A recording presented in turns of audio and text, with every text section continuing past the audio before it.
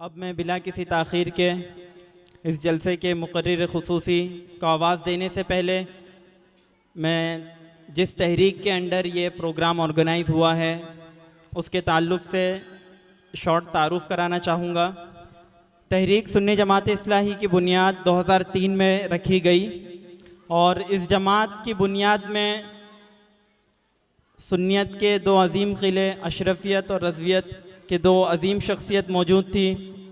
हज़रत अनवार अशरफ उर्फ़ मुसन्ना मियां रहमतुल्लाह अलैह और हज़रत मौलाना अब्दुर रहीम साहब रहमतुल्लाह अलैह बानी दारुल उलूम महबूब सुबहानी, ये दोनों हज़रात के दस्ते मुबारक से हज़रत अल्लामा मौलाना मुफ्ती शरीफ साबरी साहब को तहरीक के अमीर का साफ़ा पहनाया गया, इमामा शरीफ बांधा गया और इस तहरीक की शुरुआत तब से हुई। उसके बाद इस तहरीक ने राबोड़ी में मकतब में तलफ़्फ़ुज़ के साथ कुरान मजीद पढ़ाने का अहतमाम किया और ख़ास तौर से औरतों के अंदर दीनी जज्बा पैदा करना, आलिमा मुबल्लिगात बनाने का काम किया गया और कौम को जगाने के लिए इस तहरीक के अमीर के हाथों लिखा गया महानामा आओ मिल्लत को जगाएं, जो हर महीने निकला करता था, जिसमें हालात हाज़रा और में मुसलमानों को क्या करना चाहिए उस ताल्लुक़ से ये महानामा निकलता था। इसके बाद कॉर्नर इज्तिमात किए गए इस्लाह मुआशरा पर ताकि लोगों को सुधारा जा सके और इस्लामी इत्तेहाद, इस्लामी सियासत और इस्लामी जहाद जैसे अनटचेबल टॉपिक्स जो थे उन पर खुसूसी काम किया गया। और इस तहरीक के अंडर अभी 5 मदरसे चल रहे हैं, जिसमें 3 राबोड़ी में मदरसा जामा अनवारुस सालिहात बापे टावर बापूजी नगर जैतून मंजिल के नीचे, एक हुजूरी दरगाह वागले स्टेट और एक मुस्तफ़ाबाद न्यू दिल्ली में। ये 5 मदरसे चल रहे हैं जिसमें तकरीबन 200 से 300 तलबा तालिबात तालीम हासिल कर रहे हैं और इसी के साथ साथ हफ्तावारी इज्तिमात और हफ्तावारी दर्स, जुमा को हफ्तावारी इज्तिमा किया जाता है, संडे को हफ्तावारी दर्स होता है जिसमें मुबल्लिगीन को लोगों को कैसे सुधारा जाए, लोगों को कैसे दीन की तरफ लाएं, इस ताल्लुक़ से मेहनत की जाती है।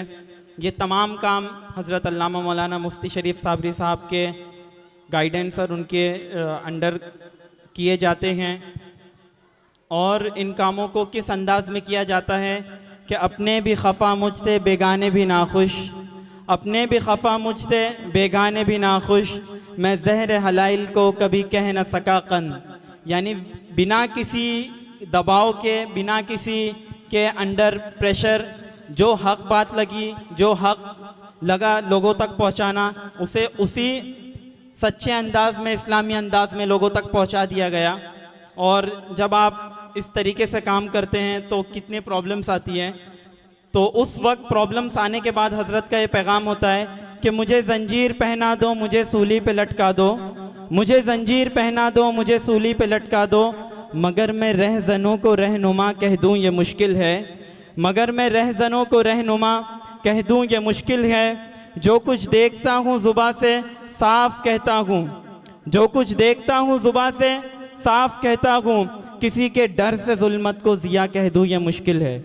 अब मैं आवाज़ देना चाहूँगा हज़रत पीर तरीक़त रहबर शरीयत हज़रत अल्लामा मौलाना हाफिज़ कारी पीर मुफ्ती शरीफ साबरी साहब को, अमीर सुन्नी जमात इस्लाही, सदर जमात इत्तेहादुल मुस्लिमीन, काजी दारुल इस्लाही दारुल क़ज़ा शहर थाने, मैं उनसे गुजारिश करूँगा कि वो माइक पर आएँ और जो आज का टॉपिक है खुसूसी मुसलमानों के मौजूदा हालात का हल, उस पर बयान करें। माइक पर हज़रत अल्लामा मौलाना पीर मुफ्ती शरीफ साबरी साहब क़िबला। अल्हम्दुलिल्लाह अल्हम्दुलिल्लाहि रब्बिल आलमीन वल आक़िबतु लिल मुत्तक़ीन वस्सलातु वस्सलामु अला सय्यिदिल अंबिया अला सय्यिदिल अंबिया वल मुरसलीन व अला आलिहि व सहाबिहि अजमईन। अम्मा बाद फ़अऊज़ु बिल्लाहि मिनश शैतानिर रजीम।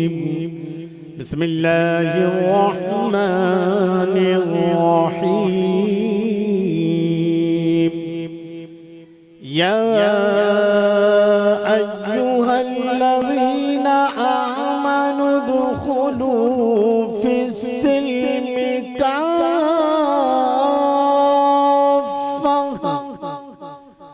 वला तत्तबिउ खुतवातिश्शैतान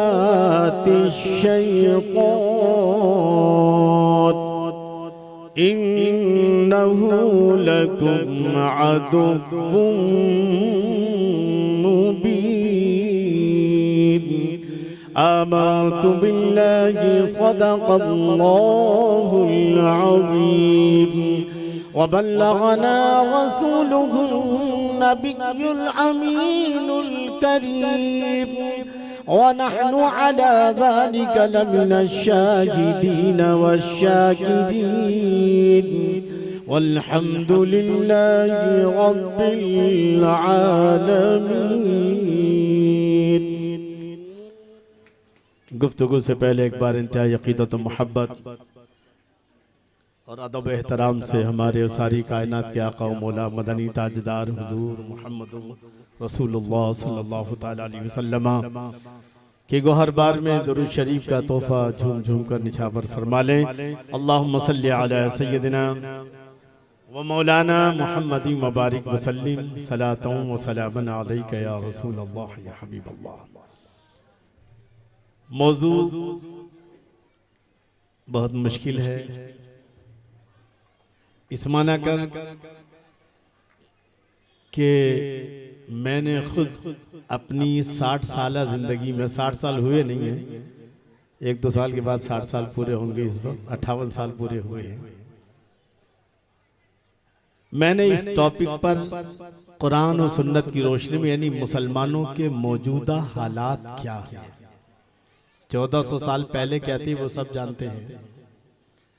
मुसलमान, भारत का मुसलमान इस वक्त किन हालात से जूझ रहा है जी, और इन हालात में कुरान और सुन्नत की रोशनी में हमें क्या करना चाहिए।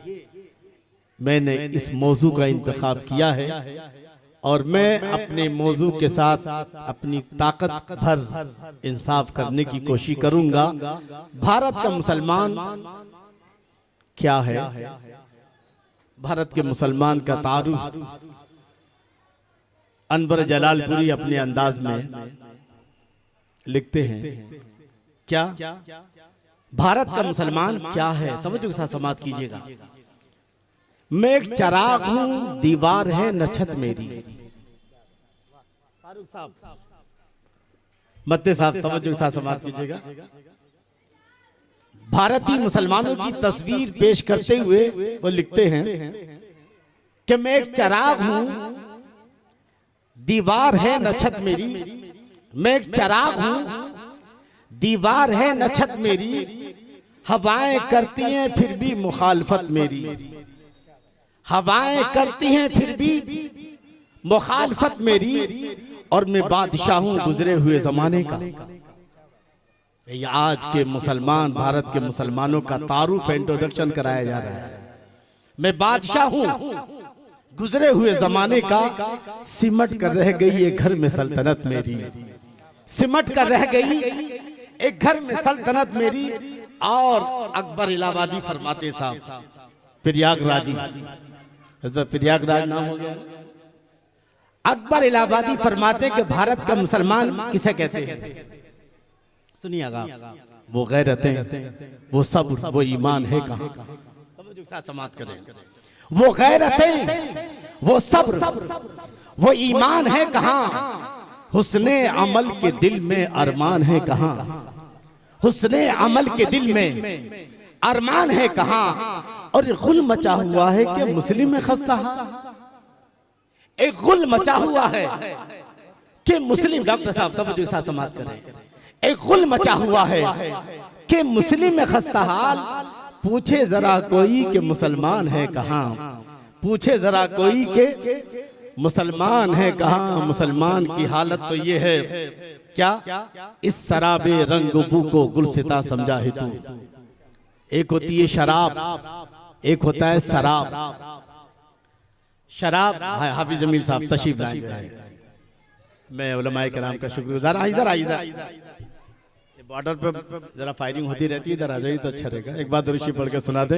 अल्लाहुम्मा सल्ली अला सय्यिदिना मौलाना मुहम्मद व बारिक वसल्लिम सलातन व सलामुन अलैका या रसूल अल्लाह या हबीब अल्लाह। तवज्जो के साथ समाअत कीजिएगा। शराब तो आप जानते हैं, शराब को जानना हो तो मुस्लिम महल्ले में चले जाओ, समझ में आ जाएगा शराब का कितना अच्छा इस्तेमाल होता है जी। एक है शराब, वल्लज़ीना कफ़रू आमालहुम कसराबिन बक़ीअतिन यासबु ज़मानु माअब, यानी कुरान ने उसका नक्शा खींचा है काफिरों के अमाल शराब की तरह, यानी जंगलों में रेतीले रेगिस्तानों में सफर करने वाले जब प्यास उनको लगती है तो वो प्यास इस एक रेत को पानी दूर से वो रेत पानी नजर आता है और वो उसकी तरफ दौड़ते हैं, मगर करीब जाते तो पता चलता है कि वो पानी नहीं बल्कि रेत है। बेचारे की जो भी ताकत थी वो भी खर्च हो जाती है। ये हालात आज भारत के मुसलमानों के हैं। इस शराबे रंगरूबू को गुलसिता समझा है तू, आह ए नादा कफस को आशियां समझा है तू, आह ए नादा कफस को आशियां समझा है तू। और मुसलमानों ने, भारत के मुसलमानों ने अपने खुर्शीद पे फैला दिए साए हम। ये खुर्शीद क्या है? कुरान मजीद है। खुर्शीद क्या है? मेरे नबी की सुन्नत है, सीरत रसूल है। खुर्शीद क्या है? हमारे असलाफ की जिंदगी है। खुर्शीद माने सूरज, हिदायत का सूरज। अपने खुर्शीद पे फैला दिए साए हमने, मांगते फिरते हैं अगियार से मिट्टी के चिराग। हमने अपनी गफलतों की चादरें डाल दी, अपनी गफलतों की, अपनी जहालतों की, अपनी इंसानी शैतानी तबीयतों की और जमहूरियतों की। हमने अपने कुरान पर, अपनी शरीयत पर चादरें डाल दी है। अपने खुर्शीद पे फैला दिए साए हमने, मांगते फिरते हैं अगियार से मिट्टी के चिराग। और ये क्यों हुआ? इसलिए कि हमें रहबर और रहजन को समझने में गलती की। हमने रहबर को रहजन समझा और रहजन को रहबर समझा। सब कुछ तो तेरा लुट गया रहजन के हाथ से। मौलाना जमील साहब तवज्जो के साथ समाअत कीजिएगा। सब कुछ ए भारत का मुसलमान शऊर ले, शऊर की आंख खोल, अभी भी वक्त है, नहीं तो हरफ गलत की तरह मिटा दिया जाएगा। अल्लामा इकबाल कहते हैं कि न समझोगे तो मिट जाओगे हिंदी मुसलमानों, तुम्हारी दास्तां तक भी न होगी दास्तानों में। सब कुछ तो तेरा लूट गया रहजन के हाथ से। ईमान तेरा बचा ले वो रहबर तलाश कर, ईमान तेरा बचा ले वो रहबर तलाश कर। और हर शख्स जल रहा है अदावत की आग में, हर शख्स जल रहा है अदावत की आग में। इस आग को बुझा दे वो पानी तलाश कर, इस आग को बुझा दे वो पानी तलाश कर। और पैदल करके सवार ऊंट पे अपने गुलाम को, हमारा रहबर कैसा होना चाहिए? वल्ला मेरा अपना मिजाज ये है, कुर्सी खाली थी इसलिए मैं बैठ गया ऊपर, नहीं तो मैं अपने साथी उलमा के साथ नीचे बैठना गवारा करता हूँ। कहीं मजबूरी होती है तो अलग बात है, नहीं तो मैं नहीं चाहता कि मेरे साथी नीचे बैठे और मैं अपने साथियों को दिखाऊं कि देखो मैं कुर्सी पर बैठा हूं। नहीं, अल्लाह ने मुझे इस चीज से पाक रखा है, मजबूरी में मुझे बैठना पड़ता है। अब बहसियत मुकर्रिर के मुंह तो बैठना पड़ रहा है मुझे।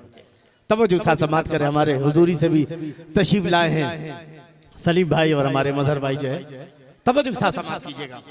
आका कैसा होना चाहिए, रहबर कैसा हो, तवज्जो के साथ समाअत करें।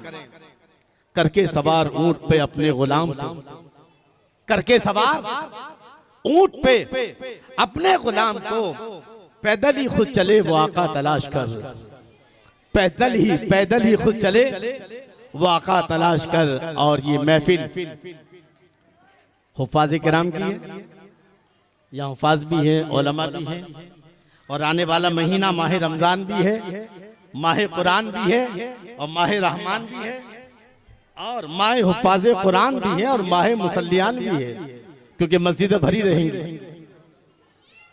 तो तवज्जो के साथ समाप्त करें हुफ्फाज़ किराम। क्या किताबों में जो अफजल है उसे कुरान कहते हैं।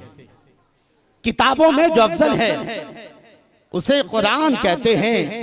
इसे जिसने उतारा है उसे रहमान कहते हैं। इसे जिसने उतारा है उसे रहमान कहते हैं। और सजा ले अपने सीने में जो इसके 30 पारों को, हुफ्फाज़ किराम तवज्जो के साथ उनकी बारगाह में खराज अकीदत है, सजा ले अपने सीने में जो इसके 30 पारों को, जमाने वाले उसको हाफिज़े कुरान कहते हैं। जमाने वाले उसको हाफिज़े, और उलमा का मकाम तो बहुत बुलंद वाला है। ये उलमा ही हैं जो अपनी तकरीरों से, अपने वाज से, अपनी तदरीस से इस्लाम को जिंदा रखते हैं। अगर उलमा खत्म हो जाएं तो समझे जिस दिन उलमा खत्म हो गए उस दिन दीन खत्म हो जाएगा। अगर आज भी पूरी दुनिया में अगर इस्लाम जिंदा है तो उलमा की बुनियाद पर है। इन्नमा यख्शल्लाह मिन इबादिही उलमा। अल्लाह फरमाता है कि अल्लाह से डरने वाले सबसे ज्यादा कोई जमात है तो वो उलमा इकराम की जमात है। इसलिए उलमा की फजीलत को कभी भी दबाया ना जाए। हम सब की फजीलत को मानते हैं, मगर उलमा कल भी इस्लाम को जिंदा करने वाले थे। हाँ, सब तरह के लोग हैं। बहरहाल तो उलमा की शान में एक शेर है, क्या? जिनके किरदार से आती है सदाकत की महक। डॉक्टर साहब, जिनके किरदार से आती है सदाकत की महक, उनकी तदरीस से पत्थर भी पिघल सकते हैं। यही तो उलमा है जो तकरीरों के जरिए लोगों की इस्लाह करते हैं, तदरीस के जरिए लोगों को, शराबियों को जो है नमाजी बनाते हैं, जानियों को नेकुकार बनाते हैं। जिनके किरदार से आती हो सदाकत की महक, उनकी तदरीस से पत्थर भी पिघल सकते हैं। और दिल की मिट्टी से फकत कूज़े शबनम ही नहीं, दिल की मिट्टी से फकत कूज़े शबनम ही नहीं।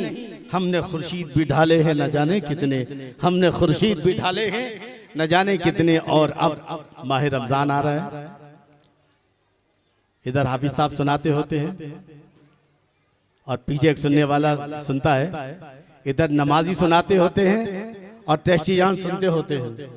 साहब पानी कम है, बराबर इंतजाम नहीं करते। सबसे ज्यादा टेस्टियों को रमजान भी सुनना पड़ता है। हकीकत है कि नहीं है ना? अरे ये पानी का इंतजाम नहीं, अरे ये देखो ये सफाई नहीं है, ये है ना। तब जो नमाजी माह रमजान, नमाजियों का सैलाब आने वाला है। तब जो साथ समाप्त करें, नमाजियों का सैलाब आने वाला है। पता चला है कि रमजान आने वाला है, पता चला है कि रमजान आने वाला है। अब मस्जिदों का दायरा बड़ा कर लो। ए मस्जिद के ट्रस्टियान, जिम्मेदारान, मस्जिदें बड़े क्या करो, बड़ी करो। अब मस्जिदों का दायरा बड़ा कर लो। बस एक माह का मुसलमान आने वाला है। एक बार झूम झूम कर दुरूद शरीफ कर सुना दे। अल्लाहुम्मा सल्ली अला सय्यिदिना व मौलाना मुहम्मदी मुबारक वसल्लिम सलातन व सलामुन अलैका या रसूलल्लाह या हबीबल्लाह। अज़ीज़ान गिरामी, काबिल क़द्र बुज़ुर्गों, दोस्तों, हालात मौजू क्या है? मुसलमानों के मौजूदा हालात और कुरान और सुन्नत की रोशनी में उनका हल। तो पहले हालात की एक हल्की सी झलक समाप्त फरमा लें। वो हालात जिसको बयान करते हुए हम डरते हैं। जी, आज मुसलमानों के हालात भारत में क्या है? दिनों रात मुस्लिम पर्सनल पर हमले हो रहे हैं। मुस्लिम लामे से मुस्लिम पर्सन अल्लाह बचाता वो भी खतरे में है, और एक जगह पर तो वो भी खत्म हो चुका है। पहले चीज, बाबरी मस्जिद का जख्म अभी तक रिस रहा है, वो भरा नहीं है। नंबर 3, पैलेस ऑफ एक्ट जो बना था 92-93 में, कि भाई जो मस्जिद आजादी के वक्त जो जिस हालत में थी उसको वैसे रखा जाएगा, उससे कोई छेड़खानी नहीं होगी। लेकिन आज इस कानून के बनने के बावजूद भी कौन सी मस्जिद है जो खतरे में नहीं है? कौन सी दरगाह है जो खतरे में नहीं है? कौन सा मजार है जो खतरे में नहीं है? और मस्जिदों, खतरे की बात कर रहे हैं, मस्जिदों और मजारों और दरगाहों पर बिल्डोजर चल रहे हैं। क्या ये हकीकत नहीं है? मेरे दोस्तों, ये हकीकत है। एक माँ बच्चे की परवरिश ही नहीं करती है। बल्कि अगर कोई बच्चे को मारता है तो माँ बच्चे को बचाने के लिए अपनी जान तक दे देती है। हमें इस कौम की परवरिशी नहीं करनी है, बल्कि इस कौम पर होने वाले हमलों की हिफाजत भी करनी है। उसी को कायद और रहनुमा कहते हैं। सिर्फ मीठी मीठी बातें करके निकल जाना और लोगों को जन्नत के सर्टिफिकेट दे करके मस्जिदों, मदरसों, खानकाहों में गोशा नसी हो जाना, इसे क़यादत नहीं कहते हैं। क़यादत नाम है बातिल के आगे सीना सिपर होकर के डट जाना। बहरहाल सोचिए आप, चौथा मामला आप देख रहे हैं कि मुख्तलिफ बहानों से मुसलमानों की आबादियों पर भी जोर चल रहा है। कहीं कहीं आप देखा आपने। नंबर 5, मुसलमानों की शदीद मुखालफत के बावजूद तलाक सलासा को काबिले सजा जुर्म करार दे दिया गया। नंबर 6, मजहब की तबलीग जिसकी इजाजत मुल्क का आईन और संविधान देता है, आज उस पर पहरे बिठा दिए गए हैं।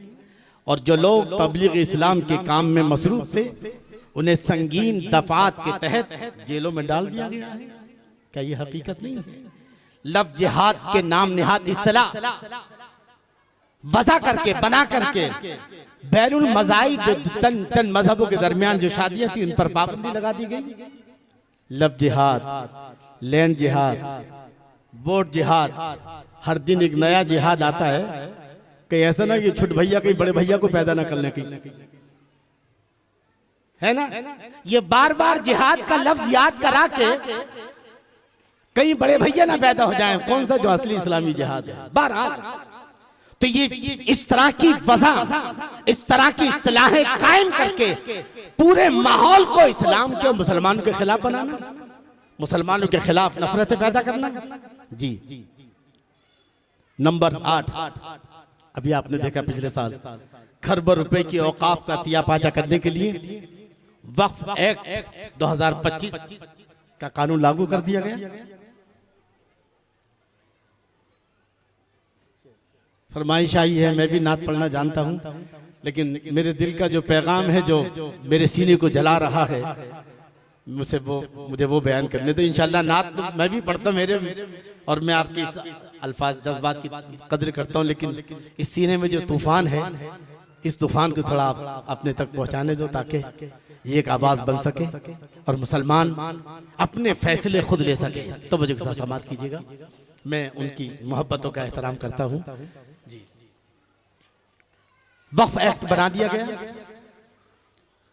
मुसलमानों की निशानियां मिटाई जा रही हैं। कहीं शहरों के नाम बदल कर, कहीं स्कूली निसाब में मुसलमानों बादशाहों की तारीख को गलत अंदाज में पेश करके आप कौन सी दुनिया में बैठे? क्या हम स्टेजों पर नारे तकबीर लगाकर हमको लग रहा है कि हमने सारी दुनिया फतह कर ली? ख्वाबों की दुनिया से बेदार हुई है, बेदार हुई है। खुदा की कसम, जो दुश्मन इस वक्त हमारे सामने है, या रियल बात है, शायद किसी ने अब तक कहा हो ना कहा हो, लेकिन मैं पूरे जानकारी के साथ कह रहा हूं, इस वक्त जिस दुश्मन से हमारा सामना है, वो दुश्मन हमें मारना तो चाहता है, मगर ईमान लेकर के बेईमान बना के मारना चाहता है। ईसाई थे, मारते थे मगर हम शहीद होते थे। यहूदी थे, मारते थे, शहीद होते थे। और दीगर दुश्मन मारते थे, शहीद होते थे। मगर आज जो दुश्मन हमारे सामने है, और क्या है? अब आप कहो कि क्या बात? अभी 12वीं चीज थी, लेकिन मैं उसको आप 10वीं नंबर पर लाता हूं। क्या? हुकूमत ने वंदे मातरम गीत को, तवज्जो के साथ समाप्त कीजिएगा, तवज्जो के साथ समाप्त कीजिए। अगर आप ऐसी बेख्याली में सोते रहे, खुदा की कसम हम न दीन के रहेंगे न दुनिया के। अरे मरे तो कम से कम इज्जत की मौत तो मरे। ये दुश्मन हमें जिल्लत की जिंदगी और जिल्लत की मौत से दो किनार करना चाहता है।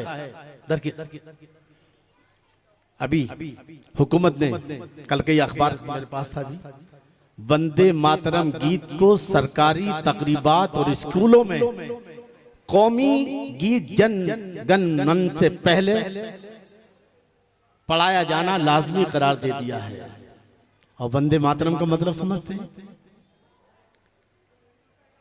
खलासा ये है, ए जमीन मैं तेरा बंदा हूं, तू मेरी खुदा है।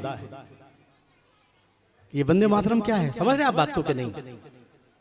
जन गण मन हम गाते हैं, कोई हर्ज की बात नहीं है, लेकिन यहां हमारा बुनियादी अकीदा, हमारा इस्लाम ही शुरू होता है किससे?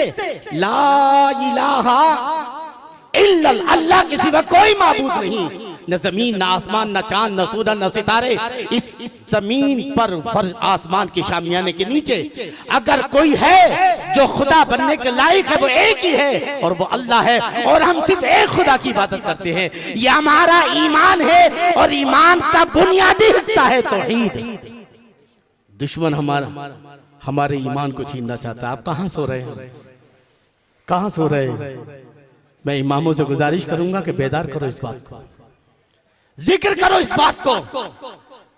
जी, जो जान मांगो तो जान देंगे, जो माल मांगो तो माल देंगे, मगर हमसे कभी ये न होगा कि नबी का जाहो हम ईमान नहीं दे सकते। खुदा की कसम, इस मुल्क पर जितना औरों का हिस्सा है उतना भी हमारा हिस्सा है। जी, सवार सवारा है हमने इस मुल्क की जुल्फे बरहम को, सवार सवारा है हमने इस मुल्क की जुल्फे बरहम को। ये अहले खिदमत बतलाएंगे क्या हमने दिया है आलम को। हम अपने मुल्क के वफादार हैं, और इतने वफादार हैं आज बादशाहों की तारीख बदली जा रही है। हमने कितने साल हुकूमत की? 1000 साल, है ना? लब जिहाद, लैंड जिहाद, बोर्ड जिहाद, फला जिहाद, फला जिहाद। अल्लाह करे बड़े भैया पैदा हो जाए इससे, है ना? 1000 साल बगैर शिरकत गैर के वन मैन शो बनकर हमें पार्लियामेंट में बिल पास कराने की जरूरत नहीं थी, हमें असेंबली में बिल पास कराने की जरूरत नहीं थी, हमें जो है महानगर पालिका में बिल पास कराने नहीं, बल्कि वन मैन शो थे। तो हम चाहते, तुम मुसलमान बादशाहों पर मंदिर गिराने की बात कर रहे हो जी? अरे बनारस में 150 से ज्यादा मंदिर तो मोदी सरकार ने गिरा दिया। तो किसकी बात कर रहे हो आप? जो है जरा देखिए, आप सोशल मीडिया पे उठाइए आप जो है जी। हमने इस मुल्क को सोने की चिड़िया बनाया है, हमने इस मुल्क को महान भारत बनाया है। सबसे ज्यादा मालदार मुल्क उस वक्त था हमारा जब यहाँ मुसलमान राज करते थे। हर फूल हमारा है, हर खार हमारा है, हमने भी लहू देकर गुलशन को संवारा है। सो जुल्म किए तुमने, एक कहा न कि हमने, वो ज़र्फ तुम्हारा है और ये ज़र्फ हमारा है। भगत सिंह से किसी ने पूछा, किसने? जज ने पूछा, भगत सिंह मुसलमानों ने 1000 साल राज किया तो तुमने बम नहीं फोड़ा अदालत में, और हम तो अभी हमें पूरे चंद साल ही हुए हैं। अंग्रेज मुश्किल से 300 साल भी हुकूमत नहीं कर सका। तवज्जो, तो तुमने बम फोड़ दिया अदालत के अंदर। आखिर वजह क्या है? तुम हमारे मुखालिफ क्यों, मुसलमानों के मुखालिफ क्यों नहीं थे तुम? तो भगत सिंह ने कहा था कि मुसलमानों ने इस मुल्क को सींचा है अपने खून से, अपनी मेहनतों से, अपनी कुर्बानियों से। जब यहाँ पर राज करते थे मुसलमान तो यहाँ का 1 रुपया और बरतानिया के 16 रुपए बराबर थे। और तुमने इस मुल्क को जो है चूसा है, यहाँ से चूस चूस कर तुमने बरतानिया में यहाँ की हुकूमत को। सोचिए आप जो है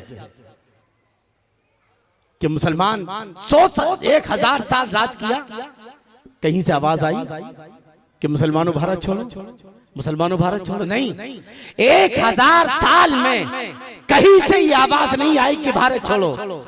और जैसी अंग्रेज बैठा आवाज आने लगी भारत छोड़ो। अगर मुसलमान जालिम होता तो फिर मुसलमानों ने 1000 साल की 100 साल के अंदर भी चारों तरफ से आवाज आती है। ये चारों तरफ से आवाजों का ना आना 1000 साल तक मुसलमानों का राज रहा, मगर मुल्क के किसी भी हिस्से से कोई आवाज नहीं आई कि मुसलमानों भारत छोड़ो।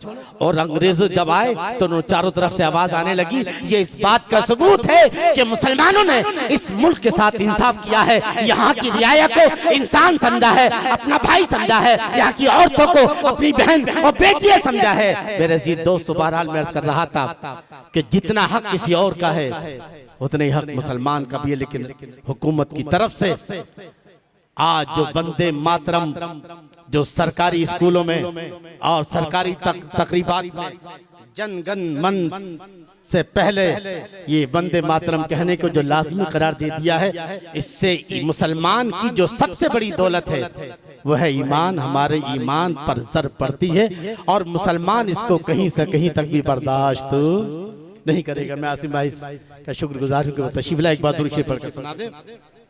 अल्लाहुम्मा सल्ली अला सय्यिदिना मौलाना मुहम्मद व बारिक वसल्लम सल्लल्लाहु अलैहि।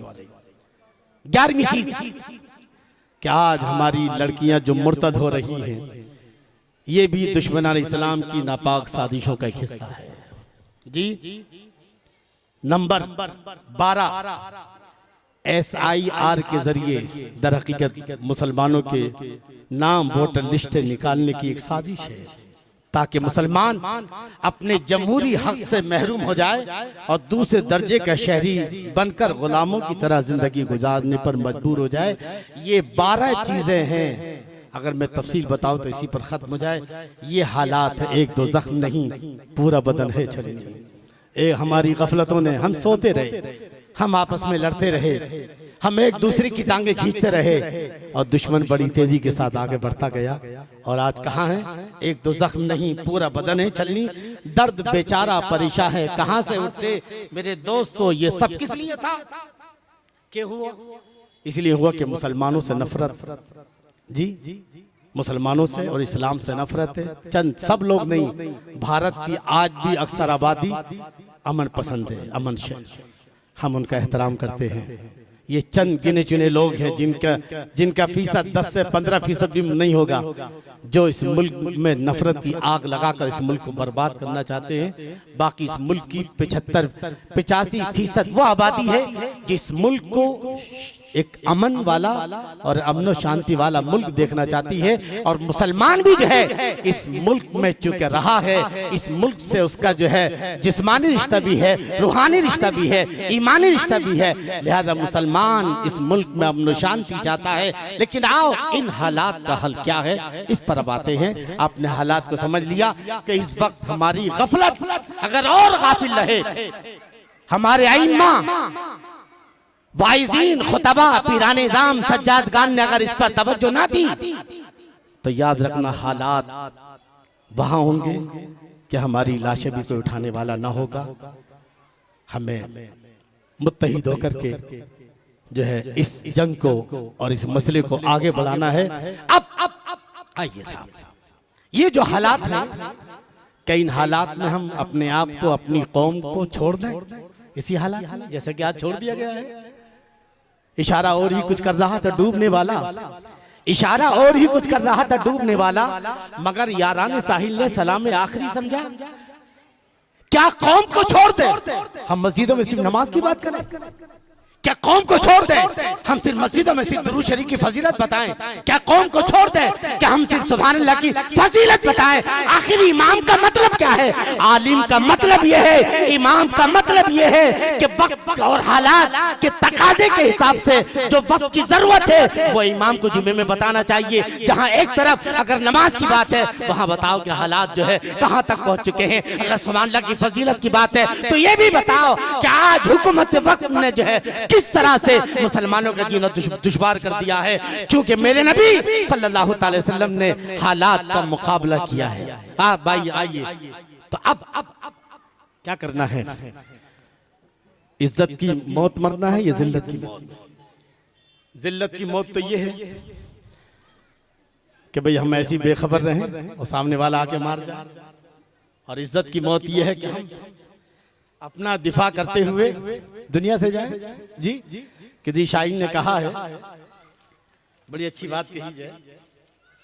क्या कहा है कि जीने के सिर्फ एक बहाने में मर गए, जीने के सिर्फ एक बहाने में मर गए, हम जिंदगी का बोझ उठाने में मर गए, हम जिंदगी का बोझ उठाने में मर गए। जी अच्छा था घर की आग बुझाने में मरते हम। तवज्जो के साथ समाप्त करें। इन भाई का मुझे नाम मालूम नहीं, लेकिन मैं बड़ी मोहब्बत करता हूँ इनसे। जी जुनैद साहब जो है, और हमें मरना कैसा है? मैं इस वक्त इस्लाम के प्लेटफार्म से आपसे बात कर रहा हूँ, बहैसियत मुसलमान के आपसे बात कर रहा हूँ। और अक्सर अगरचे लोगों को बुरा लगे, मैं सबसे पहले अपने आप को मुसलमान समझता हूं और इस्लाम मेरा मुसलमान होना ही मेरे जन्नती होने के लिए काफी है। इसके साथ मजीद अगर मैं कुछ ना भी लगाऊं तो यही काफी है। इस्लाम वो है कि जिसके अंदर सारी अच्छाइयां आ जाती हैं। कौन सा मसलक, कौन सा सिलसिला, सारे सलासिल हक्का और सारे मसाइल के हक्का पर हमारा ईमान है, मगर उनकी सारी अच्छाइयां भी जो है वो इस्लाम से मुंसलिक है। इस्लाम से क्या है? वो कौन सी अच्छाई है जो मसलक में हो, इस्लाम में ना हो? लाओ जरा एक अच्छाई बता दीजिए, एक अच्छाई बताइए। कोई है कश्मीर से लेकर कन्याकुमारी तक कि कोई ऐसा अच्छाई हो जो मसलक में हो, इस्लाम में ना हो, किसी सिलसिले में हो और इस्लाम नहीं?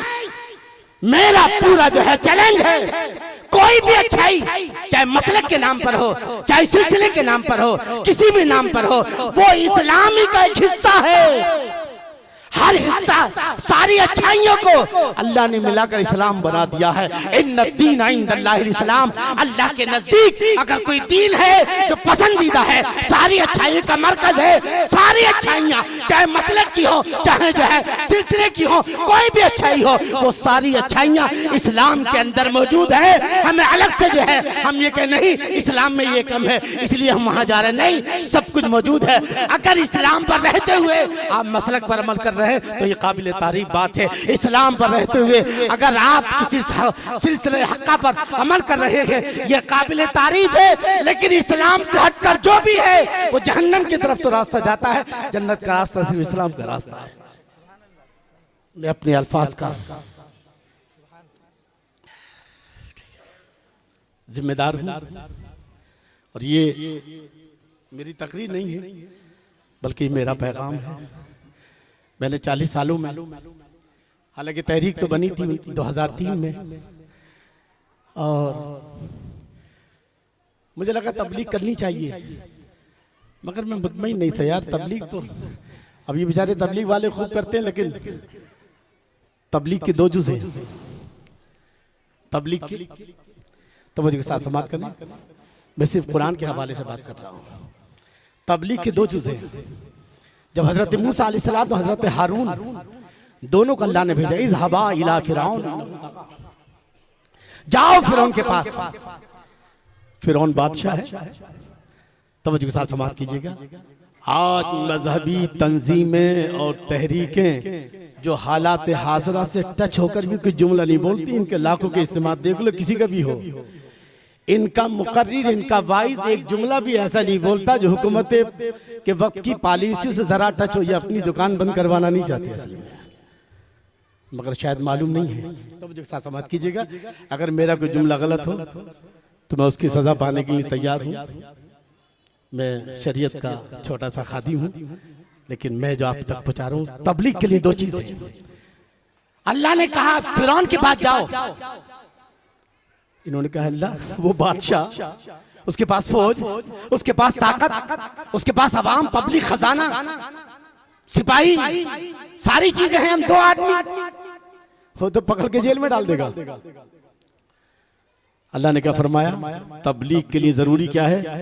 अगर तबलीग की जमात के लोग भी अगर मौजूद हैं तो मैं उन तक अपना पैगाम पहुंचाना चाहूंगा, और तबलीग हर मुसलमान के लिए लाजिम है। मैं भी इंशाअल्लाह तबलीग का पहला जुज़ अल्लाह ने ला तखाफा इन्ननी माकुमा अस्माउ व अरा, अल्लाह फरमाता है तुम दोनों डरो मत, मैं तुम्हें देख भी रहा हूं और सुन भी रहा हूं, मैं तुम्हारे साथ हूं।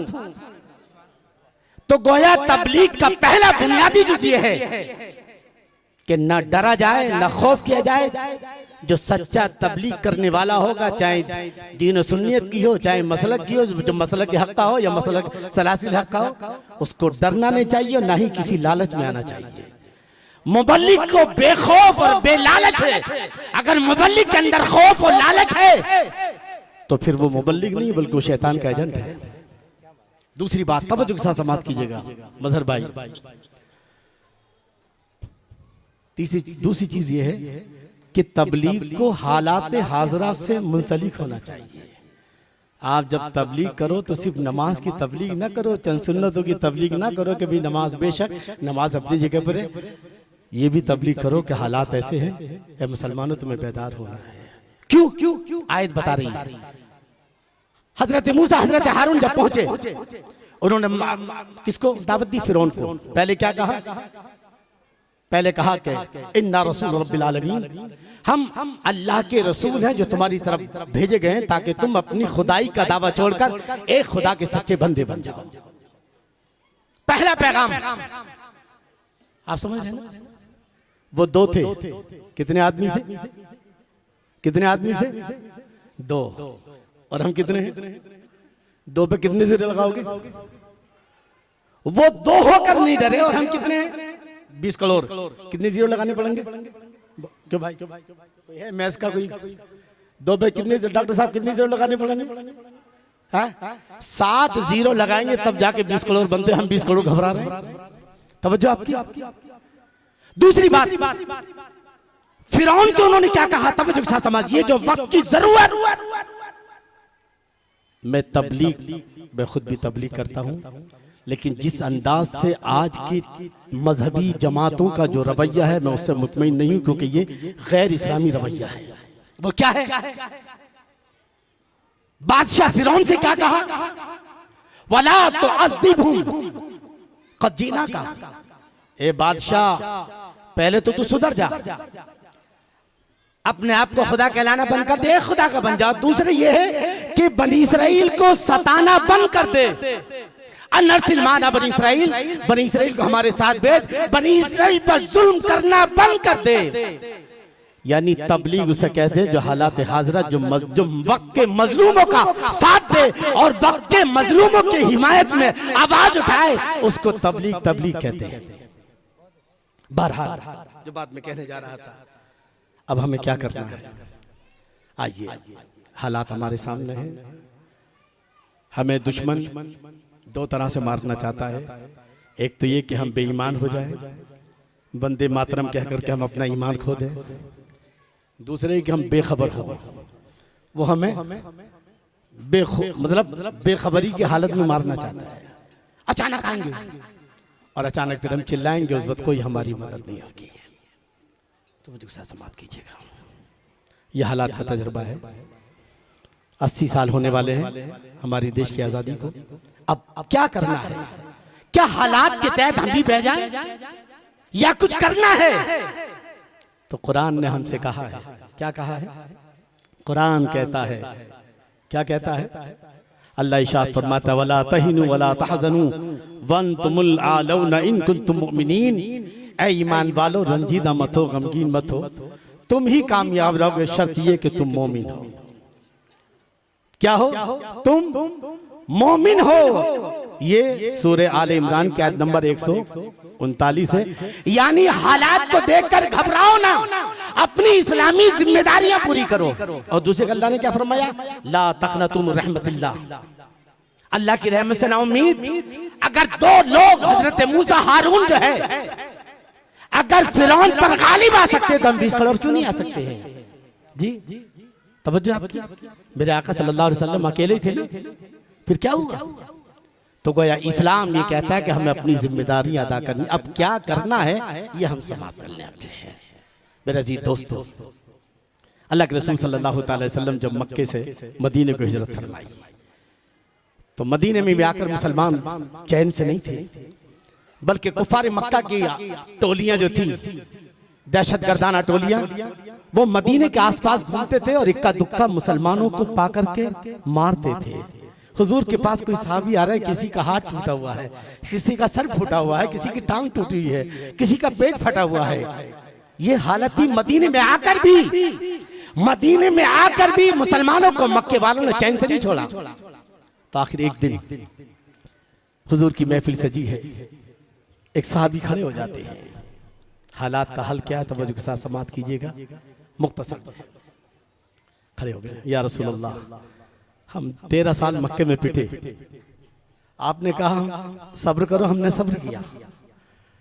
मक्की जिंदगी में हुजूर ने 4 चीजें मुसलमानों को दी है। सूरह वलअस्र मौजूद है, मक्किया। वलअस्र इन्नल इंसाना लफी खुस्र इल्ला लज़ीना आमनू व अमिलुस सालिहात व तवासौ बिल हक़ व तवासौ बिस सब्र। कामयाबी के लिए 4 चीजें दी हैं। मक्की जिंदगी में मुसलमानों के पास 4 चीजें थी, ईमान, अमल साले और दीन की तबलीग, और दीन की तबलीग पर सब्र। ये 4 चीजें मुसलमानों के पास थी। या रसूलल्लाह, हमने सब्र किया, 13 साल तक हम पिटते रहे, लुटते रहे, कटते रहे। तो क्या हम ऐसी पिटते पिटते दुनिया से चले जाएंगे? कभी अच्छे दिन आएंगे हमारे? इसी तरह कुटते रहेंगे ये अहले मक्का, ये कुफारे मक्का, आज भी हमें चैन से नहीं जीने दे रहे हैं। आए है, कितना अच्छा सवाल है। हुजूर, कभी अच्छे दिन आएंगे हमारे नहीं कि हम यूं ही इन कुफारे मक्का के हाथों से पिटते पिटते अल्लाह के यहाँ चले जाएंगे? सवाल, तवज्जो आपकी, आप भी सवाल करो। कभी इमाम साहब से जुमे में खड़े हो जाए, मौलाना साहब, भारत का मुसलमान कब से पिट रहा है, कोई हल बताओ। जब तक आप आवाज नहीं उठाओगे मुसलमान मौलाना हिलने के लिए तैयार नहीं। इल्ला माशाअल्लाह, हर कोई जो है मौलाना इरफान नहीं होता है जी। हकीकत जो बात है, सबको नहीं कह, मतलब अच्छे भी हैं, लेकिन जरूरत इस बात की है, या रसूलल्लाह कब तक पिटेंगे? कब तक हम लुटते रहेंगे, पिटते रहेंगे, कटते रहेंगे? कभी हमारे अच्छे दिन आएंगे? आए है, मेरे आका जवाब देने वाले हैं।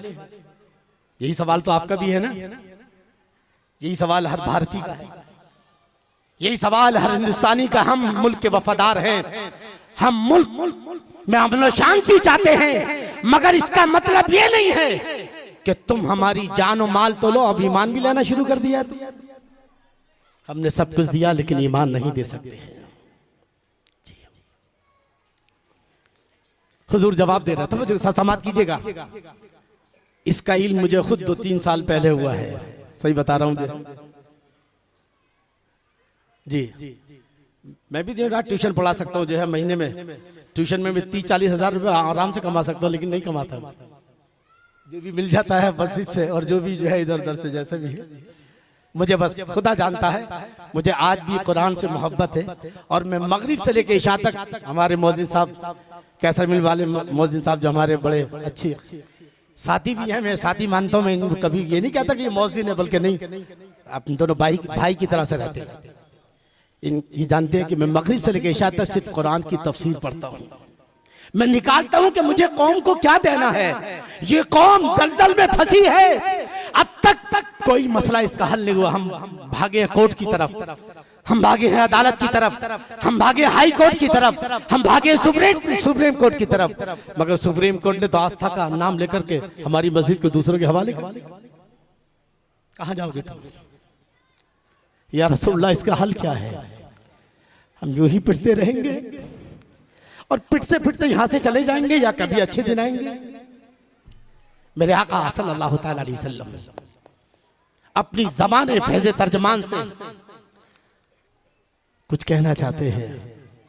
इतने में ताइर सिदरा हजरत जिब्रील अलैहिस्सलाम बारगाह रिसालत में हाजिर आते हैं, क्योंकि हुजूर कहते तो हदीस बनता, और रब ने फरमाया तो कुरान बन गया है। अल्लाहु अकबर। ताइर सिदरा हजरत जिब्रील अलैहिस्सलाम सूरह नूर की आयत नंबर 55, 56 और 57 लेकर हाजिर हो गए। मसले का हल हमारे हाफिज कारी इमरान साहब, जो हमारे बड़े मोहसिनों को हम फरमाए, हजरत इधर तशरीफ लाए, बॉर्डर पर जरा गड़बड़ाएंगे, यहाँ फायरिंग होती रहती है, तशरीफ ले एक बार दुरूद शरीफ पढ़ के सुना दे। अल्लाहुम्मा सल्ली अला सय्यिदिना मौलाना मोहम्मद व अला सय्यिदिना मौलाना मोहम्मद व बारिक वसल्लिम सलात व सलाम अलैका या रसूलल्लाह। तवज्जो के साथ समाप्त कीजिए, कुरान समाप्त कीजिएगा। अल्लाह इरशाद फरमाता है, सूरह नूर आयत नंबर 55, 56 और 57, खुलासा निचोड़। अल्लाह इरशाद फरमाता है, वअदल्लाहु अल्लज़ीना आमनु मिनकुम व अमिलुस सालिहात। उनका तर्जुमा समाप्त फरमाए, हुजूर समाप्त फरमाए। मुसलमान कब तक पिटेगा, कब तक लुटेगा, कब तक कटेगा? क्या कभी मुसलमान के अच्छे दिन आएंगे? कुरान ने जवाब दिया है। अल्लाह इरशाद फरमाता है कि तुम में जो ईमान वाले हैं और अमले साले वाले हैं, अल्लाह का उनसे वादा है, अल्लाह उन्हें 4 चीजें देने वाला है। कितनी चीजें? 4 चीजें। क्या? ला यस्तखलिफन्नहुम फिल अर्द, पहली चीज ये है, पहली चीज ये कि अनकरीब मुसलमानों को हुकूमत मिलेगी। अल्लाह को मुसलमानों से सिर्फ दो चीजें चाहिए, ईमान और अमल सालेह। अल्लाह उन दो चीजों के बदले चार चीजें का वादा फरमा रहा है। अव्वल लयस्तखलिफन्नहुम फिल अर्द, मुसलमानों को जमीन में हुकूमत मिलेगी। दूसरा समाज फरमाए वला युमक्किनन्ना लहुम दीनहुम लज़ी इर्तदा लहुम, अल्लाह ने जो दीन उनके लिए चुना है, चॉइस किया है इस्लाम, वो इस्लाम हर जगह गालिब आ जाएगा, हर जगह इस्लाम का झंडा होगा।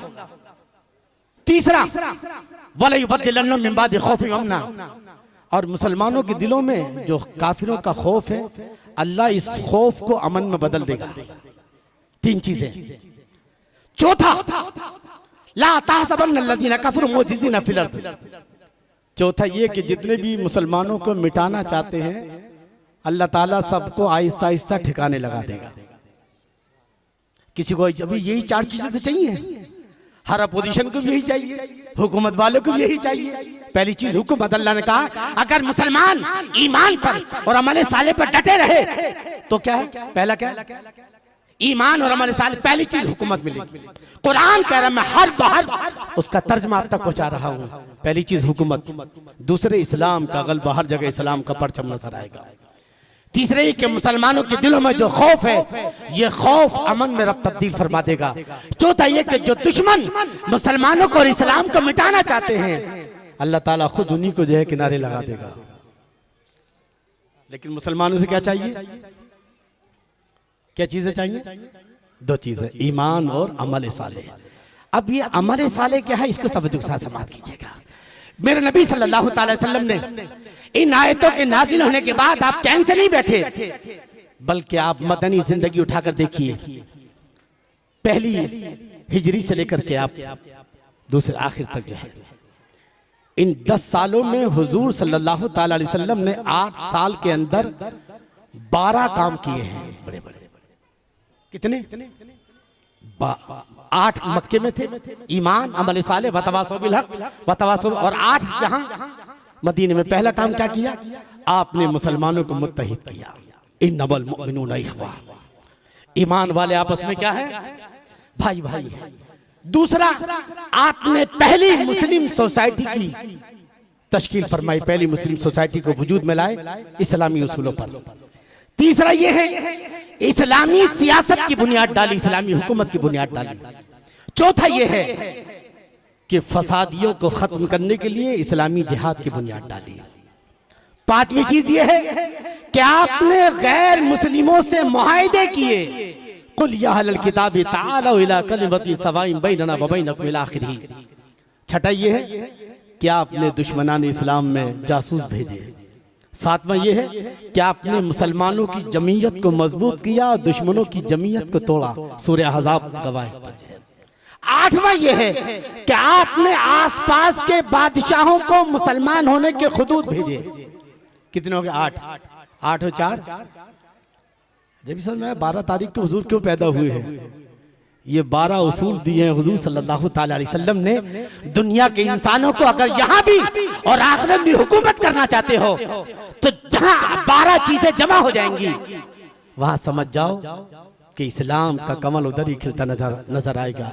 सोच इरफान के खजाने वाले, सोच इरफान के खजाने वाले, तेरे साइल थे जमाने वाले, फूल क्यों आग बना तेरे लिए, फूल क्यों आग बना तेरे लिए, आग को फूल बनाने वाले मेरे आका सल्लल्लाहु अलैहि वसल्लम ने ये 12 उसूल दिए, इसलिए हम 12वीं वाले के नाम से जानते हैं जी। लेकिन आओ तो पता चला कि अमले साले का मतलब, तकवे का मतलब यही नहीं कि अभी आपने समाप्त किया कि झूठ छोड़ दो, बेशक गुनाह छोड़ दो, बिल्कुल, लेकिन तकवा उस वक्त तक मुकम्मल नहीं होगा जब तक कि आप इस्लामी इत्तेहाद में शामिल नहीं होंगे। कितने भी मुत्तकी हो जाओ, ये मेरा दावा है, कुरान और सुन्नत की कितनी आयतें तुम्हें चाहिए, मैं अल्लाह उसके रसूल के करम से ढेर लगा दूंगा। जब तक आप इस्लामी इत्तेहाद में शामिल नहीं होगे, शैतानी इत्तेहाद की बात नहीं कर रहा हूं मैं, किसकी बात कर रहा हूं? वो इत्तेहाद जो मेरे नबी ने कायम फरमाया है। इन्नमल मुमिनून इख्वा, ईमान वाले आपस में भाई भाई हैं जी। दूसरा क्या है? इस्लामी सियासत। आपने तीसरा इस्लामी जिहाद। बहरहाल तो ये 12 चीजें थी, और इन 12 को आप बुनियादी तौर पर कम करो तो 6 चीजें होती हैं। कितनी होती है? ख्वाजा गरीब नवाज ने 6 तारीख को विसाल क्यों फरमाया? कल ही परसों मेरी समझ में आया। मतलब जो है ख्वाजा गरीब नवाज ने हिंदुस्तान में आकर, तब गुस्सा समाप्त कीजिएगा, तारीख पढ़िए कि जब तक मुसलमान, ख्वाजा साहब ने 6 चीजें दी। पहली चीज दी ईमान। उन 12 को हमने बुनियादी तौर पर 6 में समेटा है। पहली चीज ईमान। दूसरा क्या है? इस्लाम पर मुकम्मल अमल पैदा होना। तीसरा इस्लामी इत्तेहाद। चौथा है इस्लामी सियासत, और 5वां है इस्लामी जिहाद। ये 5 चीजें, ये 6 चीजें हो गई। ईमान, इस्लाम पर पूरा अमल करना, तीसरा तबलीग इस्लाम, और चौथा जो है इस्लामी इत्तेहाद, और 5वां जो है वो क्या? इस्लामी सियासत, और छठा इस्लामी जिहाद। ये आम इंसान के लिए, लेकिन जब मुसलमान हो जाता है तो एक पर ईमान लिया, उसको 5 की जरूरत है।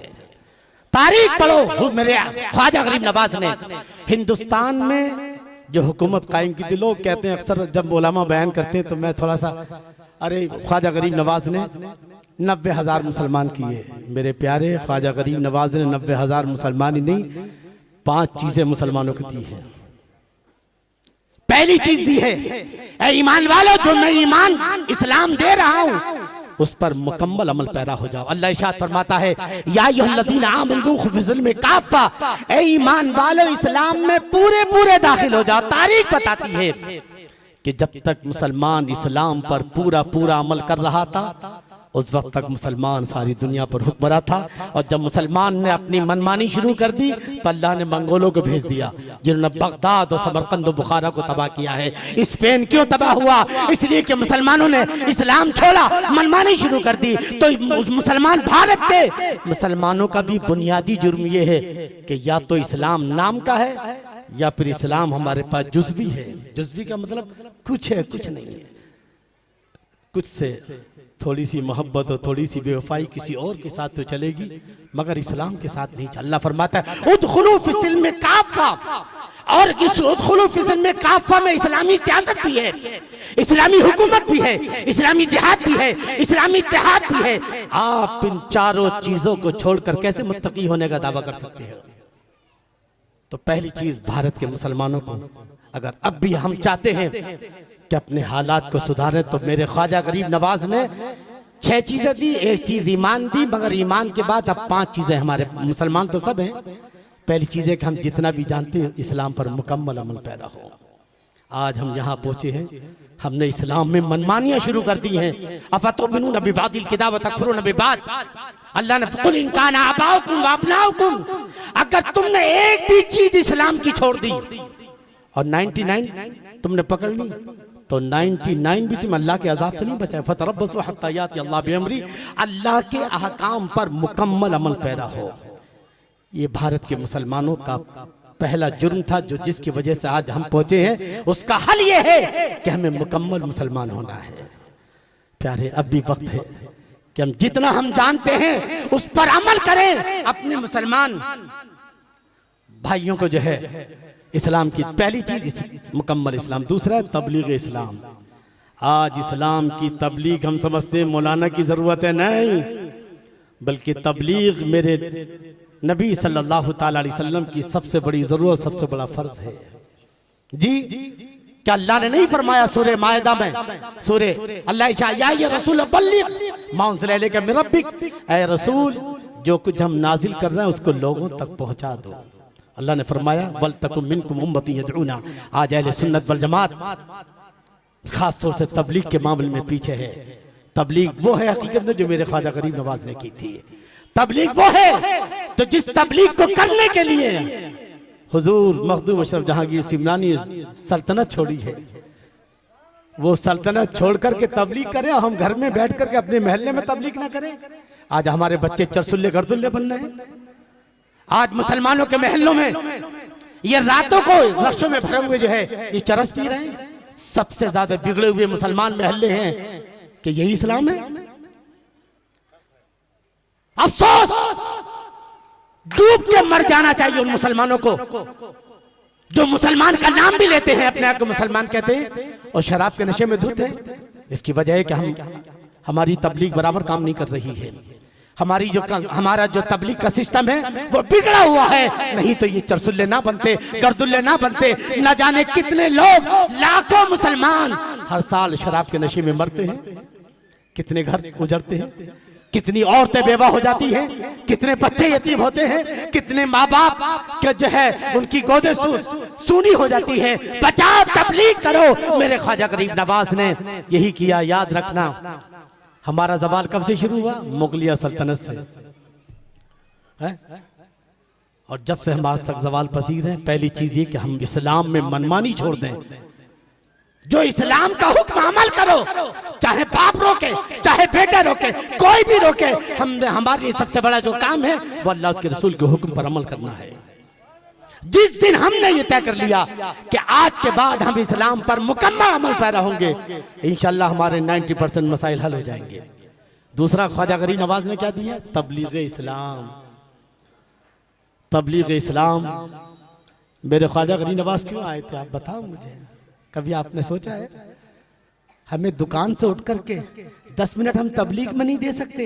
ये चरसुल्ले गर्दुल्ले पूरी रात रक्षों में बैठकर जो शरारतें कर रहे हैं, हम इन्हें जाके समझा नहीं सकते? ये हमारे भाई हैं ना, ये हमारे बेटे हैं, हमारे भाई की औलाद है और ये बर्बाद हो रहे हैं, दीन से भी और दुनिया से भी, दोनों तरफ से। कभी हमारी आंखों में आंसू नहीं आते? अगर आज नस्ल बिगड़ रही है तो उसकी वजह यह कि हमने अपनी नस्ल को तरबियत देना बंद कर दिया है। खुदा के लिए तबलीग करो, क्योंकि मेरे नबी अगर तबलीग ना करते तो इस्लाम मक्के से बाहर ना होता। मेरे नबी ने तबलीग फरमाई है और उस वक्त फरमाई जबकि आपके सहाबा पर जुल्म का दायरा वसी था और कुफार मक्का ने कहा था, क्या कहा था? मोहम्मद क्या चाहिए तुम्हें? दौलत चाहिए तो हम दौलत देंगे। किसी खूबसूरत औरत से शादी करना, खूबसूरत औरत से शादी करा देंगे। और अगर किसी कबीले की सरदारी चाहिए मगर तबलीग छोड़ दो, ये मेरे नबी से कहा गया था है? तो मेरे नबी ने क्या कहा? अगर तुम एक हाथ में सूरज और एक हाथ में चांद लाकर रख, तब भी मैं अपनी तबलीग छोड़ नहीं सकता। और इसी तरह मदीने में जब यहूदी, मदीने के यहूदियों ने आकर कहा था, मोहम्मद तुम अपनी तबलीग छोड़ दो, नहीं तो हम तुम्हें कत्ल कर देंगे, करवा देंगे।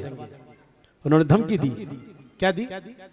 अल्लाह ने ना कुरान की आयत नाज़िल, या रसूल बल्लिग, आपका काम है तबलीग करना, पहुंचा दो। अगर आपने इसमें जरा सी भी कोताही की तो गोया आपने रिसालत की जिम्मेदारी को पूरा नहीं किया है। जहां तक जान की बात है, मैं तुम्हारी हिफाजत करने वाला हूं। जिस खुदा ने हजरत मूसा की हिफाजत की है, जिस खुदा ने हजरत इब्राहिम की हिफाजत की है, जिस खुदा ने जो है आज तक अल्लाह वाले की हिफाजत की है, उस खुदा के नजदीक मेरे महबूब का मकाम सबसे अव्वल है। यही बोले सिदरा वाले, चमने जहां के थाले सभी मैंने छान डाले, तेरे पाए का ना पाया, तुझे यक न यक बनाया, तुझे हमदे खुदाया, तुझे हमदे खुद। वो मोहम्मद सुबह को निकले, न जाने कितने पत्थर खा के शाम को वापस आए, कितनी गालियां खाए, और आज एक मौलाना अपने घर से निकलने को तैयार नहीं है, एक इमाम अपने जो है मस्जिद से निकलने को तैयार नहीं, खानका से पेट निकलने को तैयार नहीं। ये क्या है? मुझे बताओ, मैं नबी की जिंदगी देखूं या इनकी जिंदगी देखूं? मेरे नबी सल्लल्लाहु ताला अलैहि वसल्लम, कभी हजरत खदीजा आपको बहुत ज्यादा गमगीन देखती थी कि आप आते कितने, एक एक आदमी के पास 50-50 मर्तबा मेरे नबी पहुंचे हैं दीन की दावत देकर काफिरों के पास। किसके पास? और जब आप कभी कभी बहुत गमगीन होते तो कभी अल्लाह ताला से भी, अल्लाह ताला की रहमत मचल उठती। मेरे नबी, इन्नल लज़ीना कफरू सवाउन अलैहिम अनज़रतहुम अम लम तुनज़िरहुम ला युमिनून, छोड़ दीजिए इनके हवाले, इनको इनके हाल पे छोड़ दीजिए, तब ईमान लाने वाले नहीं। और हज़रत खदीजा कहती थी, आप घबराइए नहीं, आपका दीन गालिब होकर रहेगा। तो भारत के मुसलमानों, अगर हम इन हालात को सुधारना चाहते हैं तो पहले हमें खुद सुधरना होगा। इन्नल्लाह ला युगय्यिरु मा बिक़ौमिन हत्ता युगय्यिरु मा बिअनफुसिहिम। अल्लामा इकबाल फरमाते हैं खुदा ने आज तक उस कौम की हालत नहीं बदली, लो जिसको ख्याल खुद अपनी हालत के बदलने का। इन दुकानों पर बैठकर, चाय के जो है होटलों में बैठकर जो है खाली शिकवा करोगे, योगी यूं कर रहा है, मोदी ये कर रहा है। नहीं, शिकवे जुल्मत शब से कहीं अच्छा होता, शिकवे जुल्मत शब से कहीं अच्छा होता। अपने हिस्से की कोई शम्मा जलाते जाते शिकायत मत करो, ये अल्लाह का अजाब है। क्या है?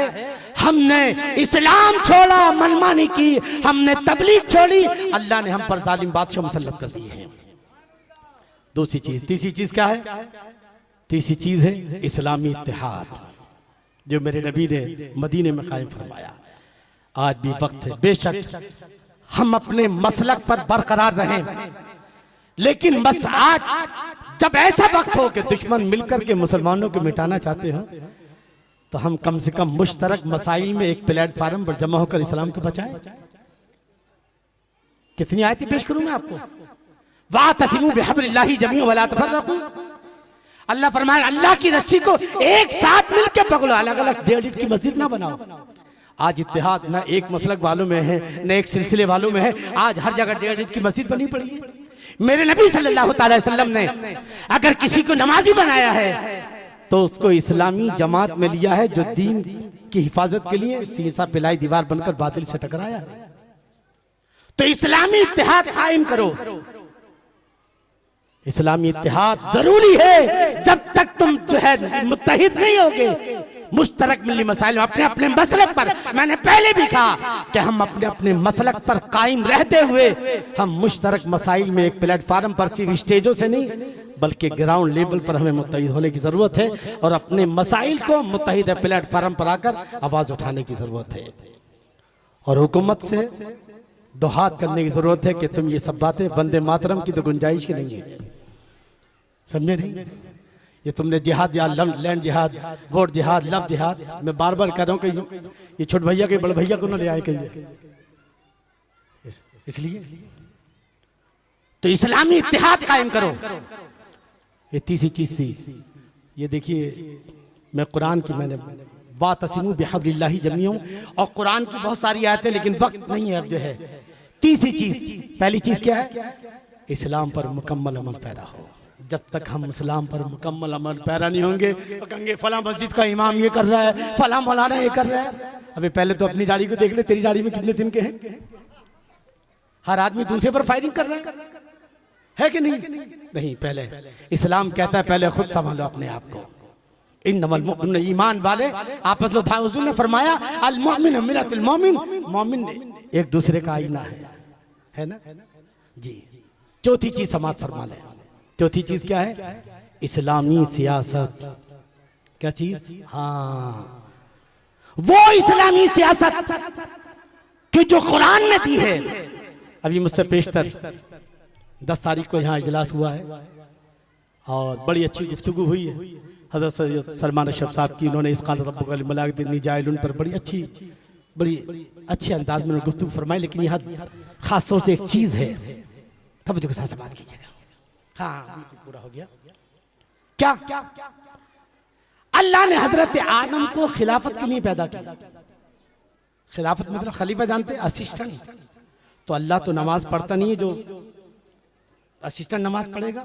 अल्लाह तो रोजा रखता नहीं, जो असिस्टेंट रोजा रखेगा। अल्लाह तो इबादत करता नहीं है, जो असिस्टेंट। खलीफा माने असिस्टेंट, यानी अल्लाह के काम को यहां दरअसल, क्योंकि अल्लाह हाकिम है, बंदा जमीन पर जाएगा और अल्लाह का खलीफा होने की हैसियत से जमीन पर हुकूमत करेगा। हजरत आदम को इसलिए पैदा। आप दूसरी आयत क्या है? वमा खलक़तुल जिन्न वल इंसा इल्ला लियअबुदून, हमने जिन और इंसान को अपनी इबादत के लिए पैदा किया। अब ये दो आयतें मिलाइए, एक जैसा लग रहा है। इधर अल्लाह कह रहा है कि खिलाफत के लिए पैदा किया, और खिलाफत का मतलब नमाज पढ़ना नहीं है, खिलाफत का मतलब रोजा रखना नहीं है, खिलाफत का मतलब इबादत करना नहीं है, खिलाफत का मतलब हुकूमत करना हो। अल्लाह हुकूमत करने के मामले में अल्लाह का असिस्टेंट बनकर जमीन पे आओ और अल्लाह की कानून को नाफिज करके उसका खलीफा बनो।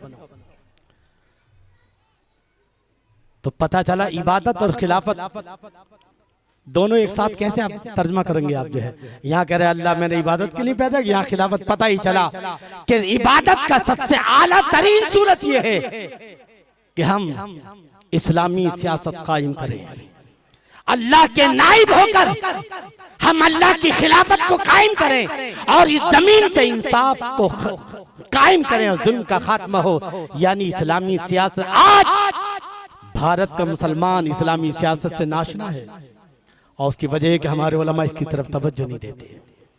मस्जिदों वाले, खानकाह वालों ने इस लफ्ज से जो है बिल्कुल दूरी बनाए रखी है। नहीं, वो सियासत जो मेरे आका सल्लल्लाहु अलैहि वसल्लम ने की है, जिस पर मेरे नबी ने हुकूमत की है, हजरत सिद्दीक ने हुकूमत की है, हजरत उमर फारूक आजम ने, हजरत उस्मान गनी ने, हजरत अली ने, और उनके बाद आपने जो है, ये कौन सी हुकूमत थी?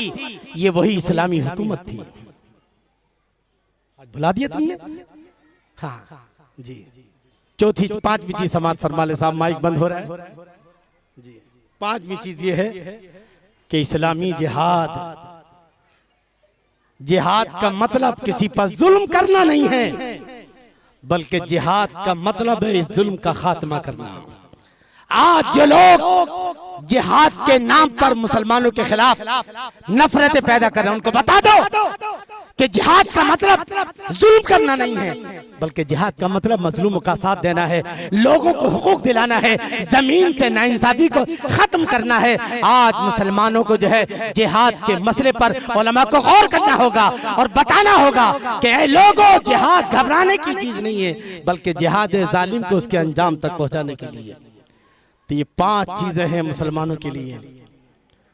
वक्त नहीं है, इंशाअल्लाह ईद के बाद मेरी खुद किताब जो है इस पर एक आने वाली है, चूंकि मैं इस पर खुद एक मिशन के तौर पर काम करने वाला हूं, लिहाजा आज मैं हर जुमे को आपके बाप टावर मदरसे में इज्तिमा होता है, अपना यूट्यूब चैनल है, उस पर बयान होता है, और इतवार को नौजवानों को कि इस्लाह के लिए नौजवानों को जमा किया जाता है ताकि वो चरस से, गांजा से, बुरे नशे से बचे।